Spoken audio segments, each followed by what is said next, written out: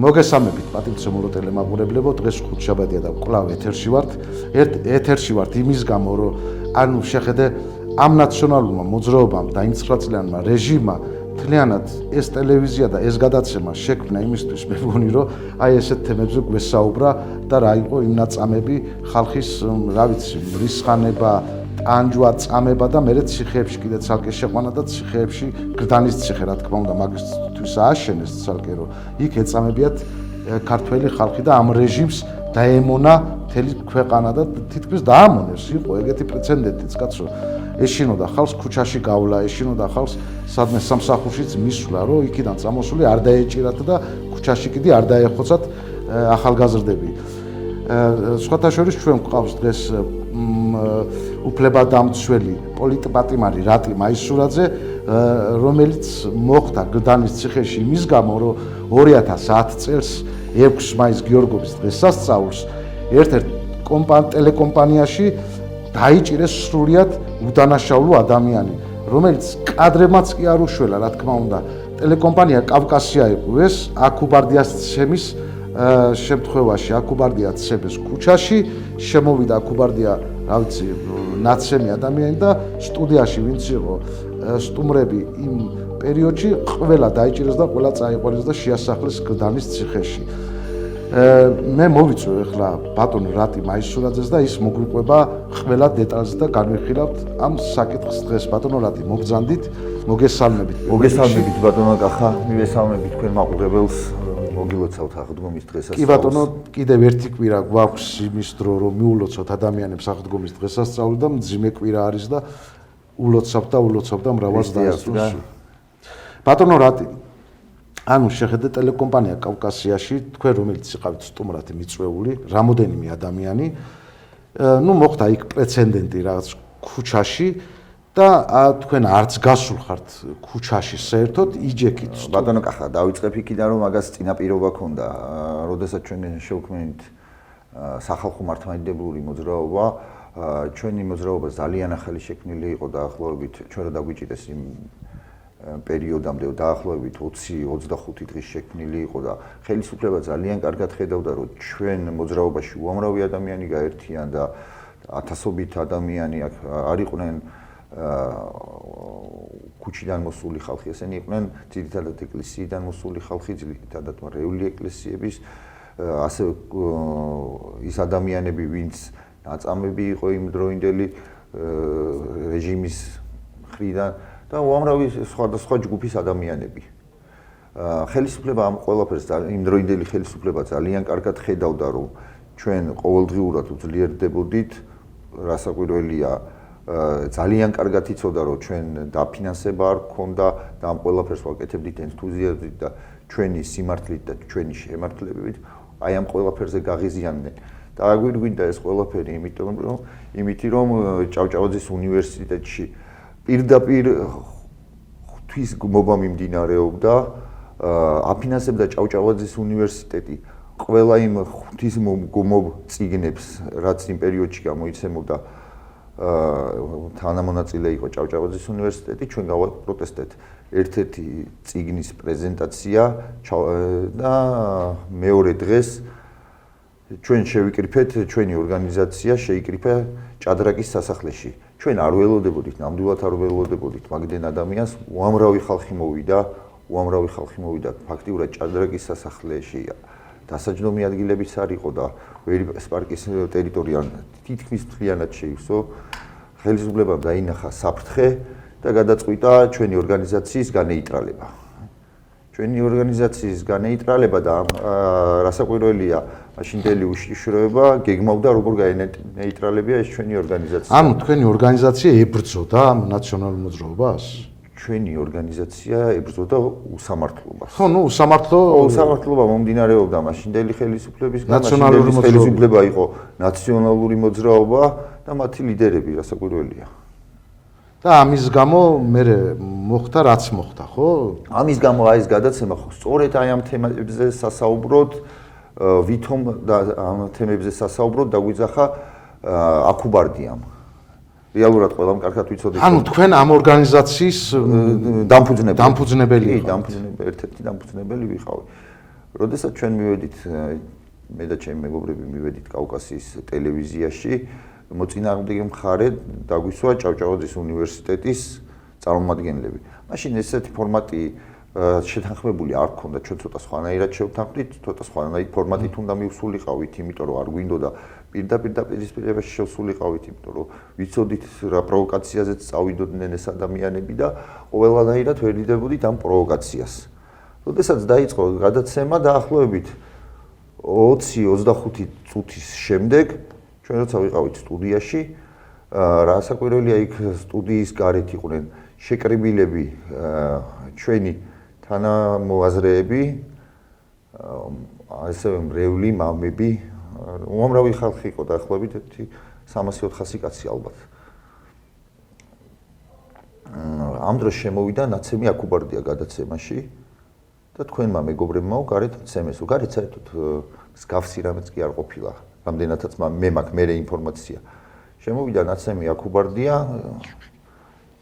დაახლოებით 10 წუთში მოვიდა ელისაშვილიც და პირდაპირ ხელს გვადებდნენ მე და ჩემი მეგობრებს, რომ ჩვენ გავлахეთ და ჩვენმა მეგობრებმა აკუბარდია ტელევიზიის გარეთ.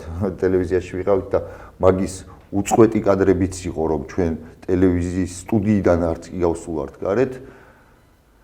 დაიჭირეს სტუდიაში მყოფი 3 ჩვენი მეგობარი. როდესაც დაიჭირეს ეს ადამიანები, ჩვენ რასაკვირველია წავედით პოლიციის სამმართველოში ჩვენი ნებით, რომ მიგვეცა იქ ახსნა განმარტება, რომ ეს ადამიანები სტუდიიდან გარეთაც კი არ გასულან, როგორ შეიძლებოდა ვინმე გარეთ ეჩხუბათ ან ეცემათ. და მე ამ ყველაფრის მერე უკაცრავად გამომრჩა სტუდიაში ესა თვითონ აკუბარდიას წარმომადგენლებმა, ტელევიზიის წარმომადგენლებმა შეძახილები, ყვირილი და პროვოკაციული სიტუაცია და გარემო შექმნეს. ჩვენ რასაკვირველია ყველაფერზე თავს ვიკავებდით და იქ ყველანაირად ვერ იდებოდით ყველანაირ შეხლა-შემოხლას. როდესაც ჩვენი მეგობრები დაიჭირეს და წაიყვანეს პოლიციის სამმართველოში, ჩვენ მივედით, რათა ახსნა განმარტება გაგვეკეთებია, რომ ეს ადამიანები რეალურად არაფერ შუაში არ იყვნენ და ტყუილა იყვნენ დაკავებულები. დაახლოებით 4-5 საათის განმავლობაში ჩვენ ვყავდით პოლიციის სამმართველოში. უკაცრავად ბატონო რატი, თქვენ როგორ ფიქრობთ? აკუბარდია მართლა გარეთ ცემეს თუ ეს იყო მოწყობილი კარგი დადგმული სპექტაკლი? ეს იყო კარგი დადგმული სპექტაკლი, თქვენ დასაჭერად. რასაკვირველია. ანუ აკუბარდიამ ამ სპექტაკლზე გამოდის, რომ ხელი მოაწერა. კი, თავისთავად ეს და დაგეგმილი პროვოკაცია იყო, რასაკვირველია. და ელისაშვილის დახმარებით, რა თქმა უნდა. ელისაშვილის დახმარებით, რასაკვირველია, ელისაშვილიც ერთ-ერთი დაზარალებული იყო ჩვენ სასამართლო პროცესებზე, დადიოდა და ჩვენებებს იძლეოდა, არარსებულ ჩვენებებს იძლეოდა, რაც რეალურად ფაქტიურად არ არსებობდა. ეგეთი რაღაცა. ხელს ადებდა ადამიანებს ტყუილა, სრულმოწმე იყო ერთ-ერთი ელისაშვილიც. როდესაც ჩვენ მივედით პოლიციის სამმართველოში ახსნა განმარტების დასაწერად, რომ არაფერ შუაში ეს ადამიანები არ იყვნენ, 5 საათის განმავლობაში ფიქრობდნენ თუ რა ეკნათ ჩვენთვის. 5 საათის შემდეგ გამოიტანეს ეს დაკავების ოქმი, რომ დაკავებულები ხართო და გამიკვირდა რაზე დამიჭირეთ მეთქი. აკუბარდიას გალახვაზეო თქვენცო მაგ მუხლით ხართ დაჭერილებიო. ხა სასაცილოც არ იყო ხა რეალურად. და აკუბარდია თქვენ სასამართლოს ხელს გადებდათ? კი, რასაკვირველია, დაზარალებული იყო აკუბარდია. ხომ არა, თქვენგან ხო არ იყო დაზარალებული? ჩვენგან არ იყო, მაგრამ რეალურად ხან ერთს ადებდა ხელს ეს იყო, ხან მეორეს თვითონაც გაურკვევლობაში იყო. ერთმანეთში ერეოდა ადამიანები, ხან ზუმბაძეს აძლევდა ხელს, რომ ეს ბიჭი შალამბერიძეა და ეს გარეთ იყო ჩვენ თანამოსაქმეები და ასე ვთქვათ. არარეალურ საქმესთან მქონდა მოკლედ რეალურად საქმე რა. და მე რა მოხდა? ანუ თქვენ მოგიტანეს შემაკაებელი დოკუმენტი, რომელიც ჩაგვიყვანეს ქვევით პოლიციის სამმართველოს ქვეშ იყო მაშინ დროებითი მოთავსების იზოლატორი, დროებითი მოთავსების იზოლატორში ჩაგვიყვანეს პოლიციელებმა და ის პოლიციელები თვითონ რო ველაპარაკებოდით, თვითონაც გაკვირვებულები იყვნენ, რო რატო დაგიჭირესთო? არ ვიციო, მაგრამ რაც გვიბრძანეს იმას ვასრულებთო. ჩაგვიყვანეს პოლიციის სამმართველოში ვიყავით 2 დღის განმავლობაში, 2 დღის შემდეგ წაგვიყვანეს სასამართლოში, სასამართლომ მოგვისაჯა წინასწარი 2 თვიანი პატიმრობა და შეგვასახლეს გალდანის სასჯელ დახტვისებულებაში. და აი მე რა ხდებოდა გლდანის ციხეზე? ანუ გლდანის ციხის ისტორია გვაინტერესებს ან თუ ჩემი საქმის ისტორია? არა, მოდი შეხედე სადაც შეგასახლეს გლდანის ციხეზე. ანუ იქ რა იყო, რა ხდებოდა? იყო ის წამება, ანუ თქვენ გაწამეს, ანუ ცემატყეფვა იყო თქვენზე, ზეწოლები იყო, მოდი ესე რომ. რაც შეეხება ჩვენ, იქ ჩვენ, შენ, მე არ არსებობდა იქ ყველა ადამიანი ერთნაირად გადიოდა იმ რეპრესიებს, იმ ეგრეთ წოდებულ პრესებს, იმ წამებას, შეიძლება ვიღაცას ნაკლებად, ვიღაცას მეტად მოუწია, მაგრამ ყველა გადიოდა იმ წამებას. იქ არ არსებობდა ადამიანი, ვინც ამ წამებას და იმ ტანჯვას ეგრეთ წოდებულ ტანჯვას, რა ვიცი, არ გაივლიდა. და რამდენი ხანი იყავით გლდანის ციხეში? ჩვენ როდესაც შევედით გლდანის ციხეში, შევედით ზევით ეგრეთ წოდებულ მიმღებ დპნკ-ს ოთახში. არა ადამიანი მაისმოდა ქვევიდან. მე მეგონა საერთოდ ზაღლები ხო არ ყმულობდნენ მეთქი და რაღაც ცხოველი ხო არ აყავთ მიმული მეთქი, თუმცა ეს ყველაფერი იყო ადამიანების განწირული ყმუილის ხმა. როდესაც ჩავედით მე ეგრეთ წოდებულ კარანტინში პირდაპირ ჟალუესა გისოსებზე ყავდათ ხელებით მიმული უამრავი ადამიანი და ახლობით 6-7 კამერა ეგეთი 7-ვე კამერაში ესეყავდათ ადამიანები მიმული, რომელსაც კასკები ეფარათ, რომ ეს თვითმკვლელობა არ ჩაედინათ, ან რა ვიცი, არ ვიცი. ეგ თქვენი თვალით იხილეთ, რომ ესე იყო? ხო, თავისთავად. აი ეს კადრებში რო არის მიმული ადამიანები, ეს ჩანდა იქიდან კიბეს რო ჩაივლდი, სანამ კარანტინის კამერაში შეხვიდოდი, ეს ყველაფერი ჩანდა.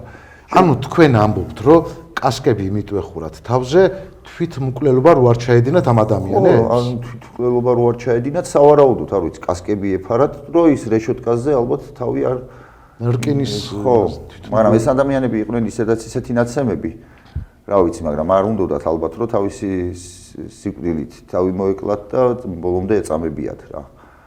როდესაც შევედით კარანტინში, საკანში უკვე საკანი იყო დაახლოებით 6 კაციანი საკანებია იქ კარანტინში, დაახლოებით ეგ საკანი არის 18 მაქსიმუმ 20 კვადრატი. ამ 20 კვადრატულ ეს საკანში, როდესაც მე შევედი, 53 კაცად შევედი მე, ანუ 42 უკვე საკანში ყოფებოდა, იქ ფაქტიურად დასაჯდომი ადგილიც არ იყო. ფეხზე იდგა ყველა, ფეხზეც ვეღარ ეტეოდნენ უკვე და ემატებოდა, როდესაც 46-ზე ავიდა უკვე, მე შეაჩერეს უკვე იქ ფაქტიურად ადგილი, აი ყვარყვარის ციხე თუ გახსოვთ, რომ ადამიანები ვეღარ ეტეოდნენ და აი ეს ზალით მიწოლით შეყავდათ, აი დაახლოებით მსგავსი სიტუაცია იყო. მე შემდეგ იმდენი ადამიანი იყო უკვე, თქვათ შეუძლებელი იყო და ჰაერი ფაქტიურად აღარ იყო. და მე მოგვიწია 3 თუ 4 დღე ამ კარანტინის საკანში ყოფნა. გაჩერება, 4 დღის მერე აი ეს კადრები, რაც ყველამ ერთად ვიხილეთ ტელევიზიით, რაც ხდებოდა, ეს იყო კარანტინის ეგრეთ წოდებული დაშლა. ამ კარანტინის დაშლაზე აბსოლუტურად ყველას, ვისაც მოუწია იმ დროისთვის კარანტინის დაშლა, გადიოდა იმ რეპრესიებს და იმ ასე ვთქვათ, კალიდორს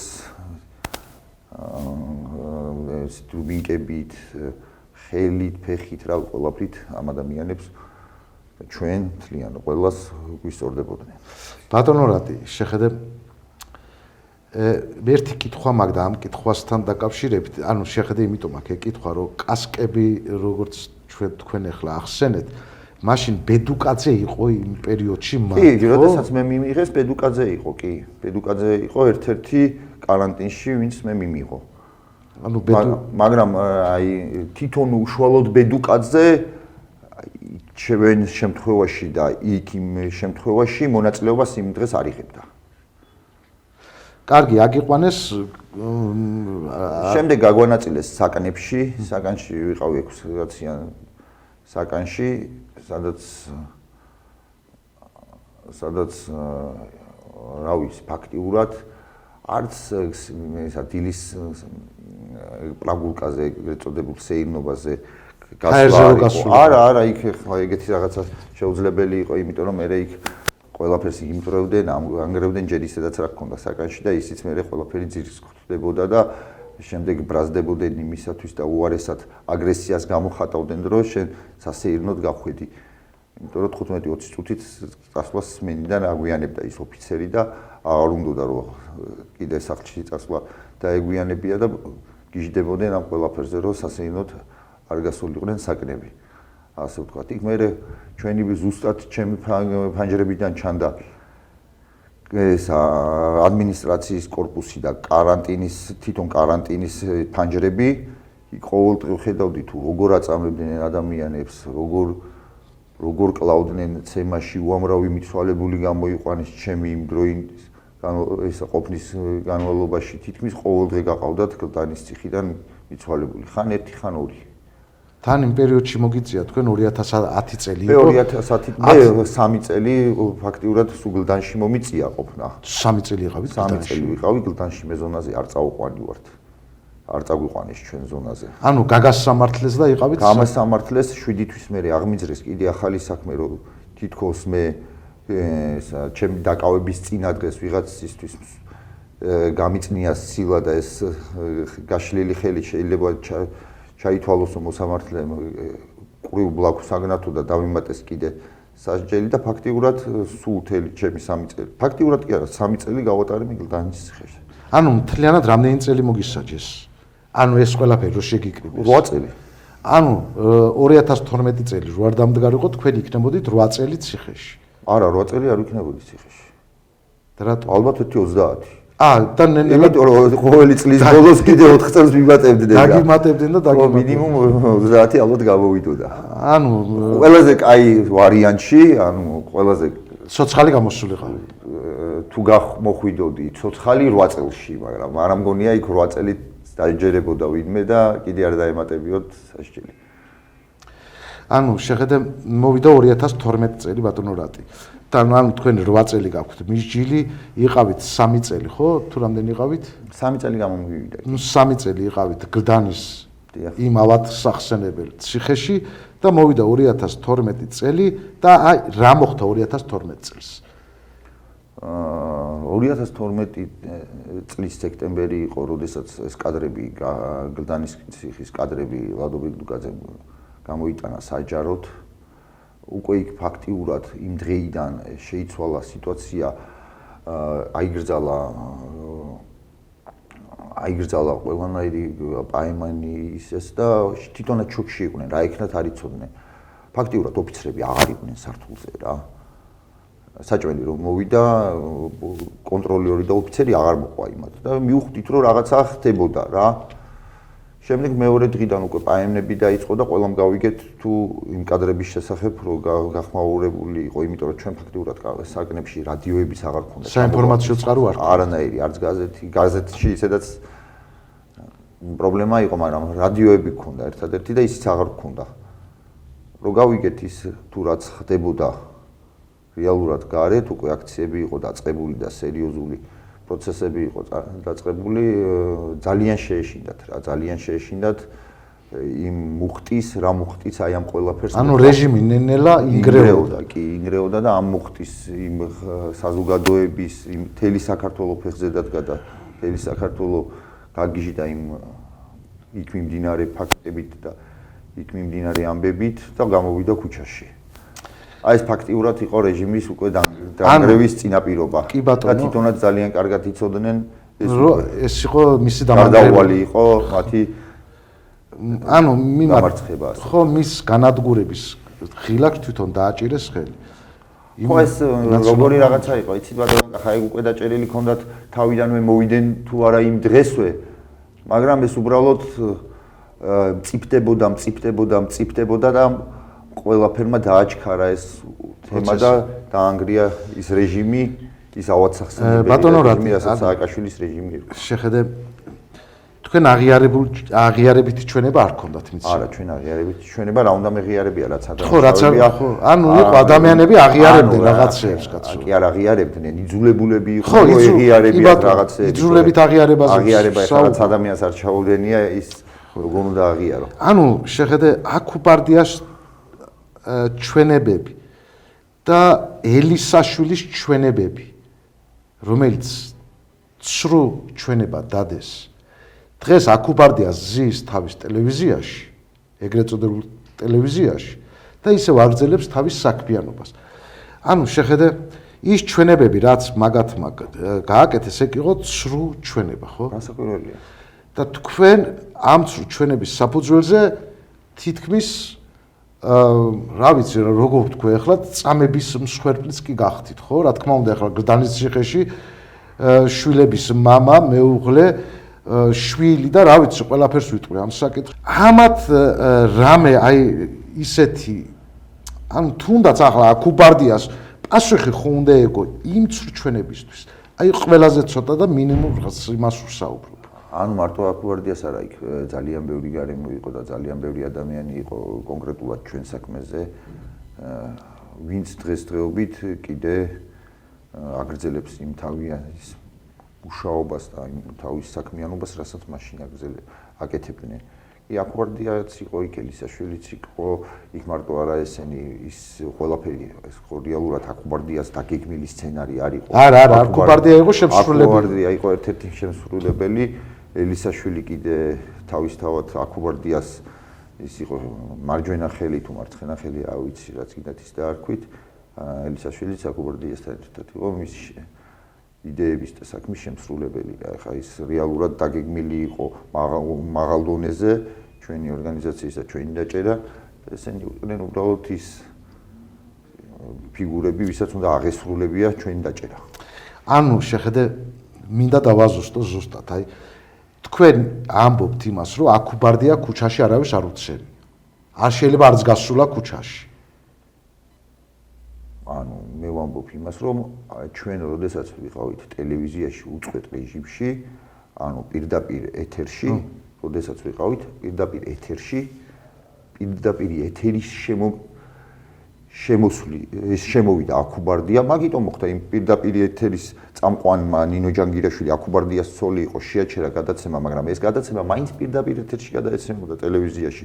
შემოვიდა ტელევიზიაში, ხა მე და თქვენ გავართ ბატონო კახა და ნაცემი ადამიანი რომ შემოვიდეს და ჩვენ დაგვიჭიროთ. გარეთ მცემეთ თქვენ ეხლაო ამ წუთშიო ხა. ხო არა რეალობასთან აგვახსენე. რა თქმა უნდა აბსურდი არის. აბსურდი. თან მიუხედავად იმისა გარეთაც არ ყოფილა მსგავსი ამ.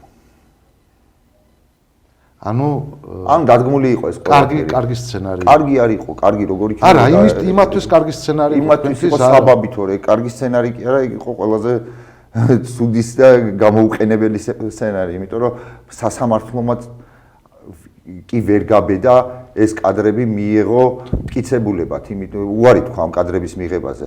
როდესაც ჩვენმა ადვოკატებმა, ჩემი ადვოკატი მაშინ მანანა კობახიძე იყო, როდესაც ქალბატონმა მანანა მიიტანა მტკიცებულებად ეს რომ აგეთ ტელევიზიის პირდაპირ ჩანაწერები არსებობს, რომ ეს ადამიანები საერთოდ გარეთ არ გასულან უწყვეტ რეჟიმში,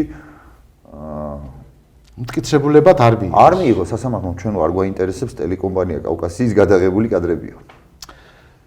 ბატონო რატი ჩვენ ახლა გადაცემის დასასრულს მივახლოვდით და კითხვა მინდა დაგისვათ. აი ნაციონალურმა მოძრაობამ უკვე დაიწყო გაერთიანება და დაიწყეს რაღაცების კეთება და გაერთიანება კი არ დაიწყეს, საერთოდ არ დაშლიდან ეს ადამიანები. ხო რა თქმა უნდა, მაგრამ ახლა ეგ ადამიანები არიან ერთმანეთის ჯაჭვურ პროცესში, იმიტომ რომ ყველა ძალიან კარგად იცის და გაშიფრული და დავალებულები აქვს ერთმანეთზე ისეთი საქმეები აქეთ ნაკეთები წლების განმავლობაში, რომ ისინი უბრალოდ ვერ უღალატებენ ერთმანეთს, იმიტომ რომ ისეთი შავი ანუ ვის გულისხმობ, ვერ უღალატებენ ერთმანეთს. ახლა ვინც ვითომ იშლებიან, მეორე დღეს ვითომ ერთიანდებიან. აი იგივე ნაციონალურ მოძრაობაში მივდივართ, ხო? თავისთავად. ხო და რა ერთად იყვნენ, მერე ვითომ გაიყვნენ, ვითომ შეერთდნენ. ეს თამაშის პროცესია, რა თქმა უნდა. და არავინ არავის არ გამოიყო, არავინ არავის არ შეუერთდა, ვინც იყვნენ დარჩნენ. ნუ ახალი ტალღა მაინც ახალი ტალღა ეს საზოგადოების თვალის ასახვევად არის ყველაფერი, რომ და რას ვეტყოდით მოსახლეობას ამ ესენი რო გაერთიანდნენ დაუშვათ. და ეგენი მოვიდნენ ხელისუფლებაში. რა მოხდება მაშინ ჩვენ ანუ საქართველოში და ხელისუფლებიდან რა დარტყმებს მიიღებს მოსახლეობა? რატო გონიათ ისევ მოსახლეობას, რომ ნაციონალური მოძრაობამ რაღაც შეცვალა თავისი ფერი და სხვა ფერი ექნება. არავის არ გონია. არავის არ გონია, ზუსტად იცის ყველა. მაგრამ ამომრჩეველი ყავთ. ამომრჩეველი ყავთ დასაქმებული ადამიანები იმ ჯალათურ სისტემაში, იმ პროცესებში ჩართული ადამიანები, ვინც იყვნენ მარტო ახალაია და მარტო მერაბიშვილი და მარტო ბოკერია ხო არ დადიოდა და სააკაშვილი ხალხის საწამებლად, ხალხის გასამწარებლად, მაგათ ხო ჯგუფები ყავდა. ეს ჯგუფები არიან თავისი ნათესაობით, იგივე თავისი წარმოადგენლობა ეხლანდელი, ვინც ხო ასაძლევს და ვისაც მოწონს ხა ზაღლის ტყავს არ დახევს გამონათქვამია.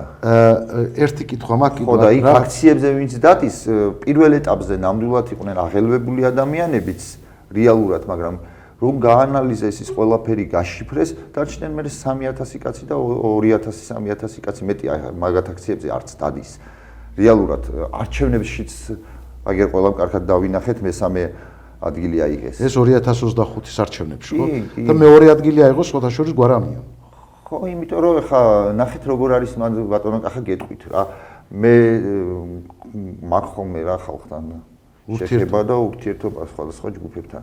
ნაციონალებსაც კი უტყდებათ იმის თქმა, რომ მიშას მომხრეები არიან და ნაციონალები არიან. მაგრამ რეალურად სულით მაინც ნაციონალები არიან და იმდენად ეუხერხულებათ და უტყდებათ მიშაზე და ნაციონალურ მოძრაობაზე ხმის მიცემა უკვე გვარამიას აძლევენ რა. ვითომ არ არიან ნაციონალები და გვარამიას მომხრეები არიან, მაგრამ უარესია.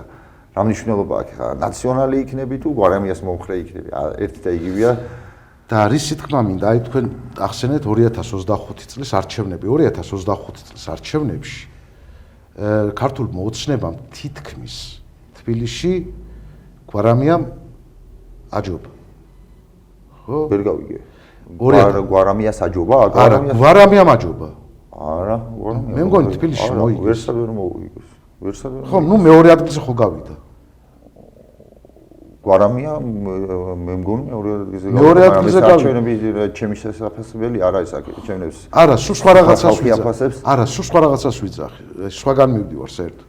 შეხედე 2025 წლის არჩევნებზე ოპოზიციური ლიდერები, ნუ მოდი გვარამიაზე და ნუ მაგათზე ვიტყვი, რომ ყველა იყო ციხეში.